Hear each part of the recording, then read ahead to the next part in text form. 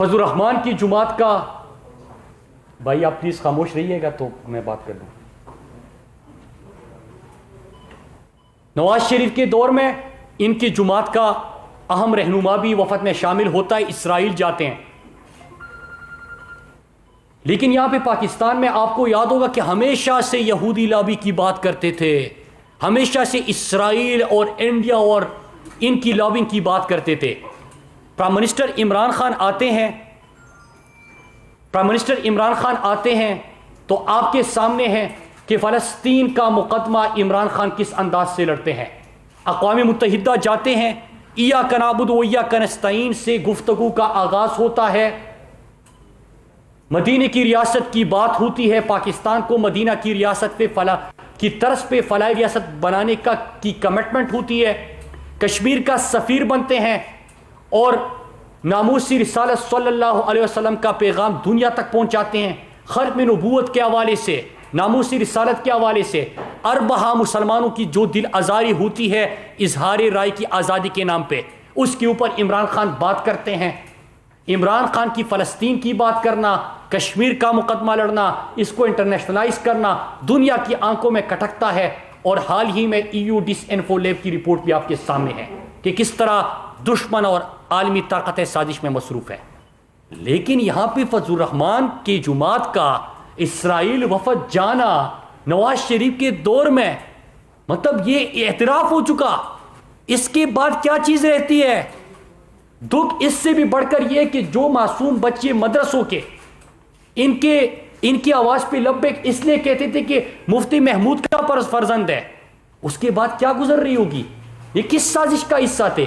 दूसरी चीज़, हमेशा से सुनते थे कि JUI नारा लगाती थी गो अमेरिका गो, लेकिन विकीलीक्स में जो इंकिशाफ हुआ कि यही फजलुर रहमान अमेरिका के सफ़ीर एन पेटरसन को कहता है कि मुझे खिदमत का मौका दो, मैं जरदारी और नवाज शरीफ से अच्छी खिदमत करूंगा। यही फजलुर रहमान उनको कहता है, उसका तो वोट है ही बराए फरोख्त, लेकिन वो कहता है कि मेरी जुमात का वोट बराए फरोख्त है आपके लिए। अपनी जुमात के लोगों को भी उसने बेच दिया। सिर्फ ये नहीं कि नेटो अफगानिस्तान में जब जंग हो रही थी और नेटो को सप्लाई यहां से जा रही थी, तो नेटो सप्लाई के धंधे में भी फजलुर रहमान शामिल रहे। कश्मीर की तरफ आते हैं, हमेशा कश्मीर के वो कश्मीर कमेटी के चेयरमैन रहे। कभी आपने सुना कि कश्मीर का कास को वो कभी आगे लेके गए, कभी कश्मीर के ऊपर बात की? लेकिन एक काम अभी किया कि जब पहली दफा पाकिस्तान का वजीर आजम ऐसा लीडर इमरान खान की सूरत में आया कि वो न सिर्फ अक़वाम मुत्तहिदा, वर्ल्ड इकनॉमिक फोरम और तमाम आलमी फोरम्स पे कश्मीर का सफ़ीर बना। कश्मीर जो 54 साल तक UN सिक्योरिटी काउंसिल में डिस्कस नहीं हो रहा था, 54 साल बाद एक साल के अंदर 3 दफ़ा UN सिक्योरिटी काउंसिल में कश्मीर के ऊपर बहस होती है। कश्मीर इंटरनेशनलाइज इशू बन जाता है। इंडिया उसको माजी में अपना अंदरूनी मसला समझता था और करार देता था, लेकिन कश्मीर मुकदमा जब पूरी दुनिया में एक ही डिस्कशन हो रही थी कि नए दौर का हिटलर, मोदी, RSS और हिंदुत्व की दहशतगर्दाना सोच और फलसफा, जब इंडिया एक्सपोज हो गया, कश्मीर का आगे गया, तो उस वक्त मौलाना आ रहा है, मौलाना जा रहा है। किससे उसकी मुलाकातें हुई? कौन सी बैरूनी ताकतों से उसकी मुलाकातें हुई? उसने क्यों कश्मीर कास को पीछे धकेलने की कोशिश की? यह वो सवाल है कि फजलुर रहमान तो जवाब देने से बिल्कुल कतरा भी रहा है, वो भाग भी रहा है। और फिर उसके साथ आपने परसों पिशावर जलसा हो, चाहे बाकी जलसियां हो, उनकी नाकामी तो आपने सुनी, लेकिन मलाकड़ में जो अवाम ने, आपने देखा हुआ किस तरह जलसगाह से कुर्सियां उठा उठा के वो भाग रहे थे और आखिर में एक गली के अंदर गाड़ी में ही खड़े होके अपनी बात करना शुरू कर दी। अवाम ने तो मुस्तरद कर दिया। अवाम को पता है कि आप गो अमेरिका गो का नारा लगाते थे, उनकी खिदमत का उनसे पूछते थे। आप कश्मीर कास की बात करती थी, कश्मीर कास को आपने नुकसान पहुंचाया। आप यहूदी लॉबी की बात करते थे, आपने इसराइल वफूद भेजे, आपकी जुमात उसमें शरीक रही। आप अफगानिस्तान की जंग के हवाले से बात करते थे, लेकिन नेटो सप्लाई के धंधे में आप शामिल हो गए। और तो छोड़े, हराम की बात करते कि खातून की हुक्मरानी हराम है। फिर डीजल के परमट पे खातून की हुक्मरानी को किस बेहतरीन अंदाज में उसने हलाल करार दिया, वो भी आप सबके सामने है। तो इसीलिए अवाम ने तो मुस्तरद कर दिया, रोजाना टीवी खेल रहे हैं। आज मैं जो पिछली दफा हमने सवाल उठाए थे उनके असासों की तफसीरात और तमाम प्रिंट आउट हम आपको ये असासों की तफसीरात भी मुहैया कर रहे हैं। पहले आपके सामने रखे थे वो जो अरबों रुपए की जायदादें थी कि फ्रंटमैन किस तरह एक जैसे किस्म के अंदाज से करप्शन करते हैं। कि पहले क्या था कि जरदारी का फालूदे वाला, समोसे वाला, शहबाज शरीफ का चीनी वाला, पापड़ वाला, फजलुर रहमान का रऊफ मामा, वो किरदार आपके सामने आ गया था। फिर आपके सामने वो भी आ गया वैसे कैप्टन सफदर के साथ जाती है। नवाज शरीफ का दामाद जिस तरह के वो जायदादों में सामने आ गया, वो 1500 रियाल लेता था। फजलुर रहमान का दामाद, उसकी तो अरबों की प्रॉपर्टीज हमने आपके सामने रखी थी और ये पिछली दफा हमने आपको दी थी, वो आपके सामने है।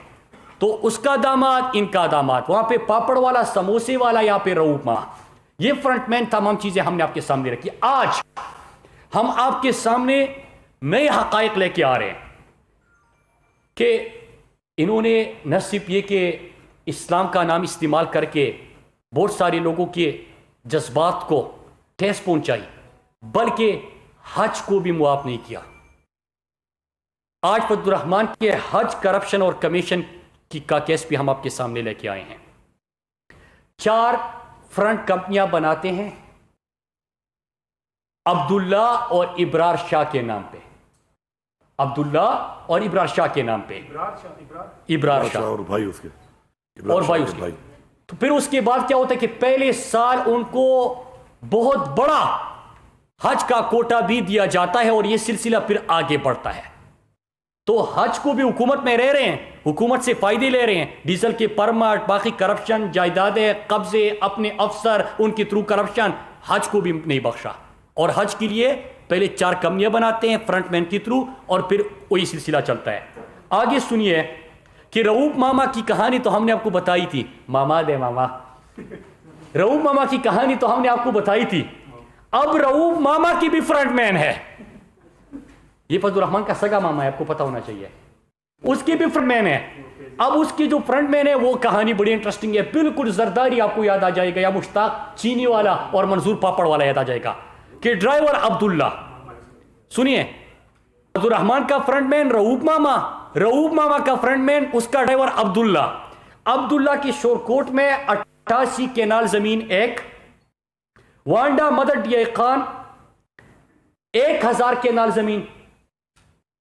मामा के जो मुलाजिम है नवाज मसूद से ये जमीन उसने खरीदी।